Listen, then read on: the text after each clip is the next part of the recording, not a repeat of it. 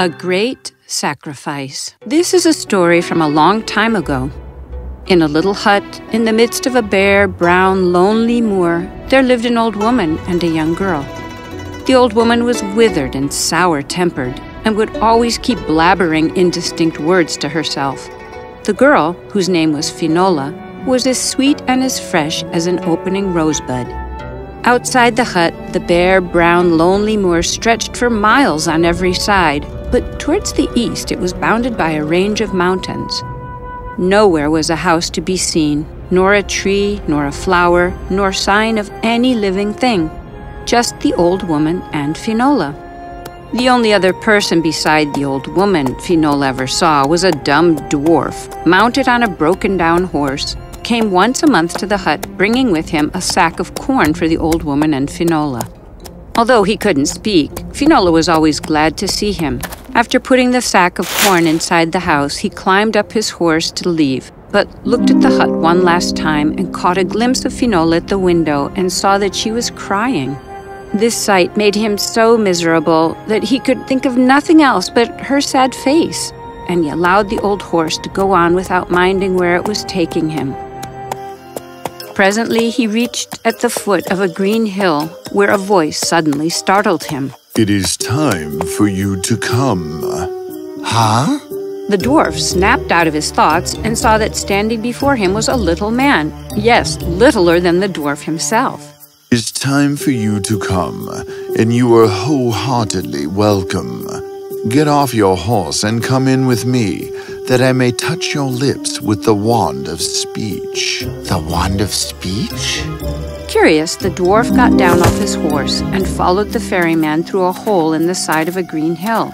And when they came out of the other side, the dwarf found himself in a splendid room as bright as day. Diamonds sparkled in the roof as stars sparkle in the sky when the night is without a cloud.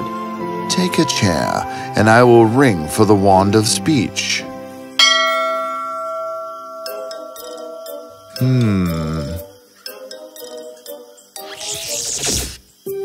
Speak. But I can speak. Who are you, O kind sir? Don't worry about me. Tell me, who are you? Well, I am... The dwarf stopped short, for it suddenly occurred to him that he didn't know who he was. He had no memory, no recollection of his past.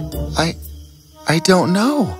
All I know is that I work for the king, and every month I have to deliver a bag of corn to a hut in the lonely moor. And there you fell in love with the beautiful maiden. Her name is Finola, and she is the most beautiful woman I have ever seen. But today, I saw her cry, and my heart aches. You are in love with her? I am. And would you do what it takes to make her happy? I would give my life.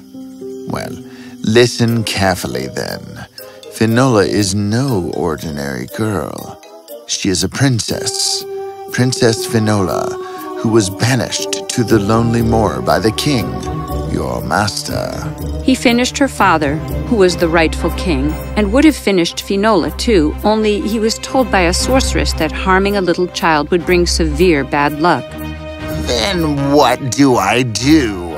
Banish her to the lonely moor, and I would fling a spell of enchantment over her so that she doesn't remember anything. Let her live there with my elder sister, who is also under the same spell and doesn't remember anything. And as for food, let them live on corn, which will be delivered to them every month. It is dangerous to send someone there. If word gets out... Don't worry, I have just the right person. Since you know it all, who am I? You will know at the right time. Now, will you break the spell of enchantment, no matter what it costs? Anything for her. Okay. Now listen carefully. The spell can be broken only by the right weapons. The golden spear and the silver shield are on the farther bank of the mystic lake in the island of the western seas.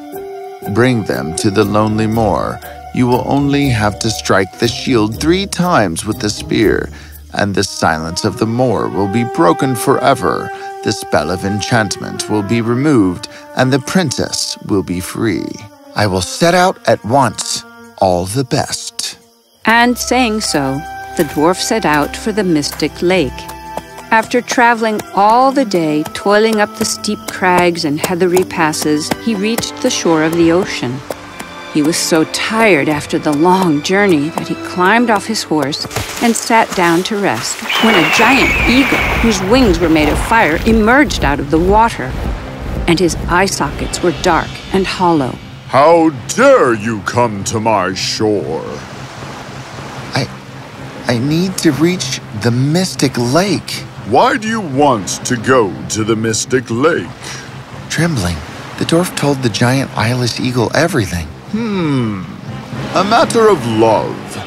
Fine, you may use my waters to reach the island of the mystic lake, but you will have to pay a price. Anything. What do you want? Your eyes. The dwarf gulped a lump in his throat and took a step back when suddenly the face of Finola flashed before his mind. Anything for her. Fine, I take what you give. Your eyes now belong to me.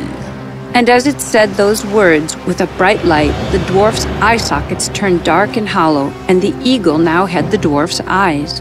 You may now proceed. I can't see anything.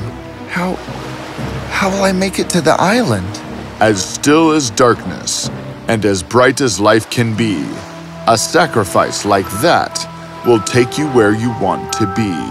And no sooner had he said those words, the wind twirled around the dwarf and carried him up into the air. The world transformed around the dwarf, which he couldn't see, and before he realized, he fell on the ground and passed out. There he lay unconscious until the sun set and then rose again. And then he opened his eyes, and the blue sky greeted him with its bright light. I can see? And as he turned, he saw a silver shield, bright as the sun, resting against the golden spear standing upright in the ground. The dwarf jumped off, and running towards the shield, he saw himself as if in a looking glass. He was no longer a dwarf, but a gallant knight.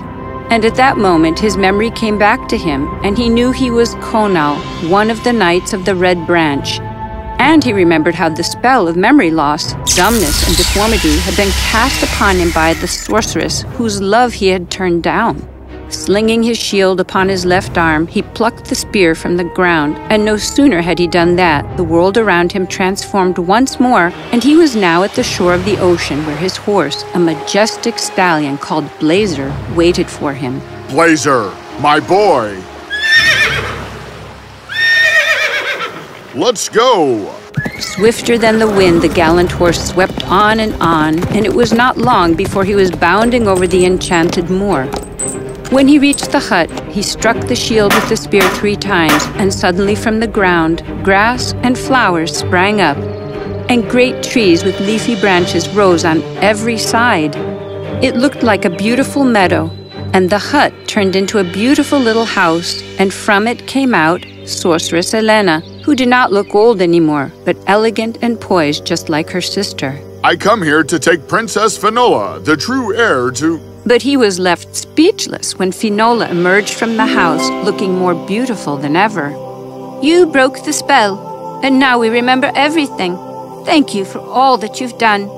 I will take care of things from here on. Come, Princess, we must leave at once. No, I don't trust you. She will go with me. Quiet! Do not speak to Sorceress Elena like that, for she is my godmother. Who are you, anyway? Surprised, Conal told her everything. Oh, I am sorry. Thank you.